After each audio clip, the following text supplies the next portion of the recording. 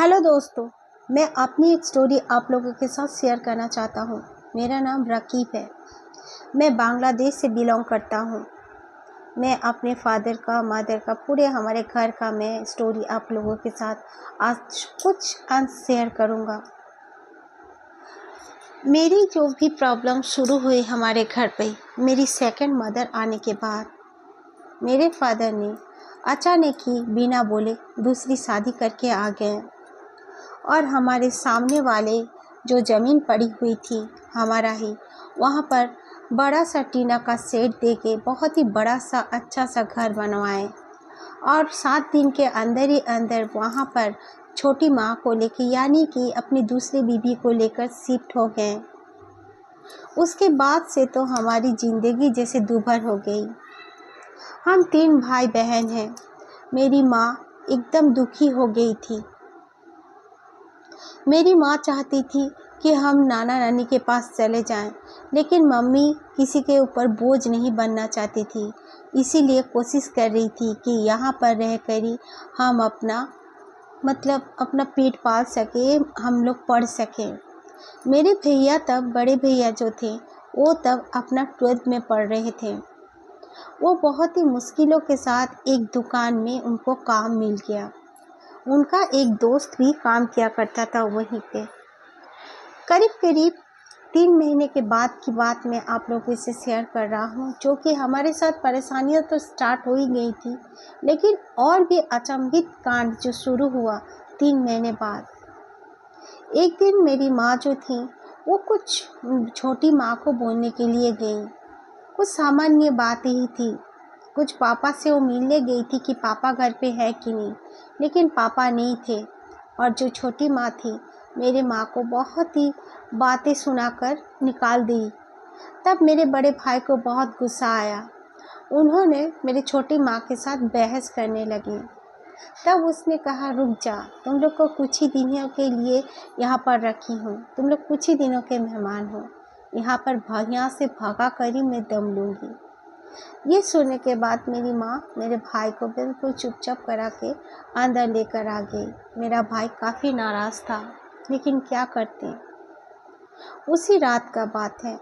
मेरे पापा रोज़ रात को अपने खेत में पानी देने जाया करते थे। रात का समय और मेरा भाई दुकान से आते वक्त अपने कुछ दोस्त खाना वाना खाकर अपने दोस्तों के साथ बैठने जाता था। हम लोग अपना खाना खाकर मैं, मेरी दीदी और मेरी माँ, हम तीनों सो गए थे। भाई आएगा इसीलिए दरवाज़ा को हम लोग अंदर से कुंडी नहीं लगाते थे। गांव में ऐसा कुछ डर भी नहीं था। तो अचानक से मैं देखता हूँ जो मेरी माँ थी वो उठ के बैठ गई और कह रही है कि बेटा जा तो देख कर आ, कुछ जलने की बू आ रही है। मैंने घर में चारों तरफ देखा और मेरे माँ को बताया, कुछ नहीं है ऐसे। मम्मी ने कहा कि हमारे सामने वाले घर से आ रहा है, यानी कि जहाँ पे मेरी मम्मी यानी कि मेरे पापा और जो छोटी मम्मी रहती थी उस घर से आ रही थी। तो मैंने कहा, हम क्या करेंगे उन लोग के घर से आने से। मम्मी ने कहा, ऐसे नहीं करते, जाओ देख कर आओ। तो मैं जाकर देखने लगा। दरवाज़ा बंद था। पापा तो थे नहीं, लेकिन मैंने छोटी माँ को देखा। छोटी माँ वहाँ पर बाल खोल कर बैठी हुई थी और आँख जल रहा था और वो हाथ से कुछ कर कर के वो आँख के सामने में कुछ बिड़बिड़ा रही थी। मुझे सुनाई ठीक से नहीं दे रहा था। मुझे काफ़ी डर लगने लगा और मैं दौड़ते हुए घर पर आ गया। मेरी मम्मी ने कहा, क्या हुआ? मैंने कहा, कुछ नहीं, वो मेरी छोटी माँ कुछ कांड कर रही है, छोड़ो, दरवाज़ा बंद कर दो, सो जाते हैं। माँ ने कहा, बड़ा भाई अभी तक नहीं आया है, कुंडी मत लगाना। फिर हम लोग अंदर आके सो गए। अचानक ही माँ उठ के फिर से बैठ गई। मैं तब तक सोया नहीं था और उनके शरीर में इतना ताकत हो गया कि उन्होंने मेरी दीदी को ज़ोर से खींच कर नीचे फेंक दिया और दीदी उठकर बिल्कुल वो अचानक उठने की वजह से वो डर गई थी। माँ को बोलने लगी, क्या हुआ क्या हुआ, लेकिन माँ कुछ नहीं बोल रही थी। माँ का दांत से दांत लग चुका था और अपने चादर को ही अपने गले में बिल्कुल फांस की तरह लगाने की कोशिश कर रही थी। मेरी दीदी माँ को पकड़ के बहुत चिल्ला रही थी, रो रही थी, जो कोई बचाओ बचाओ। तब मेरे भाई ने कहा, यानी कि मैंने ही मेरी दीदी को कहा कि मैं जाकर बड़े भाई को बुला कर लाता हूँ। और मैं दौड़ते हुए अपने बड़े भैया कहाँ बैठते थे मुझे पता था, मैं वहाँ पर चला गया और बड़े भैया को बताते ही बड़े भैया मेरे साथ आ गए। आने के बाद हम लोग देखे कि दीदी नीचे पड़ी हुई है, उसके सर पे चोट लगा हुआ है और वो करहा रही है और माँ का हुआ नामो निशान तक नहीं है। भैया के दो दोस्त भी उनके साथ आए थे। जल्दी से दीदी को हमने बेड में लिटाया और मेरे भाई ने कहा कि तू दीदी के पास बैठ। मैंने कहा नहीं, मुझे बहुत डर लग रहा है, मैं आपके साथ जाऊंगा। तब मेरे भैया ने कहा ठीक है बोलकर छोटी माँ को बुलाया कि देखो छोटी माँ, यहाँ पर कुछ हुआ है, आप थोड़ा बाहर आओगी। तो उसने कहा नहीं, मुझे फीवर है, मैं बाहर नहीं आ सकती। तो भैया ने कहा मत आना कभी भी बाहर बोलकर भैया ने पड़ोस के एक थोड़ा सा दूर में रहते हैं एक लीली दीदी बोल के हम बोलते थे, उस दीदी को बुलाकर मेरी दीदी के पास बिठाया और हम चारों मिलके मम्मी को ढूंढने गए। फिर ढूंढते ढूंढते अचानक से एक लड़का हमें बुलाने लगा और कहा जल्दी से चलो, तुम्हारे पापा बुला रहे हैं, तुम्हारी माँ मिल गई है। हम लोग जब लौट कर आए तो देखा मम्मी छोटी माँ के घर पर ही थी और मेरे पापा काफ़ी चिल्ला रहे थे हम पे और कह रहे थे रात के समय में नाटक है क्या तुम लोगों का, ये सब रोज़ रोज़ का नाटक नहीं चलेगा। मेरे पापा निर्दयों की तरह हमें बहुत डांट रहे थे और मेरी छोटी माँ कमर में हाथ दिए खड़ी थी। मेरी माँ दरवाजे के पास ऐसे खड़ी थी जैसे वो खड़े खड़े ही सो रही हो।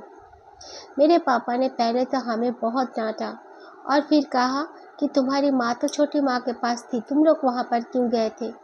मैंने कहा मैं तो छोटी माँ को बुलाया भी था बाहर आने के लिए, तो फिर वो कुछ कहा क्यों नहीं कि मेरी माँ उनके घर में है। तो छोटी माँ बोली क्यों बताती, तूने क्या पूछा था कि माँ कहाँ है। फिर मेरे बड़े भैया कुछ नहीं बोले। फिर हम लोग घर के अंदर जा ही रहे थे, लेकिन मेरी माँ को जैसे हम ले ही नहीं पा रहे थे, उनके शरीर में अजीब सी ताकत आ गई थी। फिर मेरी माँ लेकिन नींद में ही जैसे चल रही थी। मेरे पापा ये सब देखने के बाद मम्मी का बाल पकड़कर उनको बहुत मारे और कहा तुम लोग अभी के अभी मेरे घर से निकल जाओ, मैं तुम लोग का शक्ल नहीं देख सकता। ये सब देखकर मैं तो बहुत रोने लगा। मैं 13 साल का था तब और मैं सोच नहीं पा रहा था कि यही हमारी वो पापा हैं। इतना निर्दयी इंसान कैसे हो सकता है। फिर हम लोग जल्दी से अपना कपड़ा उपड़ा सब कुछ बक्से में रखने के बाद नाना नानी के घर चले गए। नाना नानी का घर ज़्यादा दूर नहीं था, हमारे पास ही एक अंकल रहा करते थे जो कि टोटो चलाते थे, वो हमें वहाँ पर लेकर चले गए। हम लोग जल्दी ही 2 घंटे के अंदर ही वहाँ पहुँच गए। नाना नानी पूछने पर हम लोगों ने सारी बातें बताई। तब मम्मी को नाना ने उनके कुछ झाड़ फूँक किया हुआ पानी था उसको पिलाया। उसके बाद मम्मी सो गई। सुबह होते ही नाना जी ने किसी को लेकर आए जो कि कोई बहुत ही अच्छे बड़े बाबा थे। वो बाबा जी ने मम्मी को देखा और कहा कि तुम्हारी मम्मी यहाँ पर आ गई बोल के बच गई, अगर वहाँ पर रहती तो तुम्हारी मम्मी उसी रात चली जाती इस दुनिया से। ये भगवान का यानी कि वो लोग बोलते हैं ये अल्लाह का ही मर्जी था कि उस घर से तुरंत वो चले आए। ये सब सुनने के बाद हम बहुत दुखी हो गए।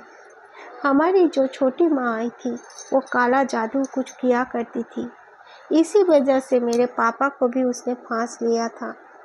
मेरे पापा का काफ़ी ज़मीनें हैं और घर भी बनाए हुए हैं, टीन के सेट का ही किराए पे दे कर रखे हैं।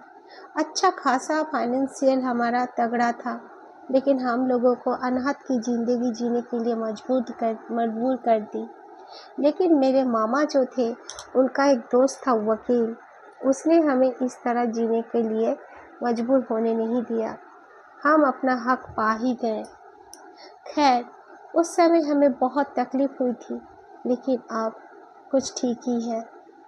बीच में और भी कई घटनाएं हमारे साथ छोटी मोटी घटी थी, वो मैं बाद में ज़रूर आप लोगों के साथ शेयर करने की कोशिश करूँगा। Thank you.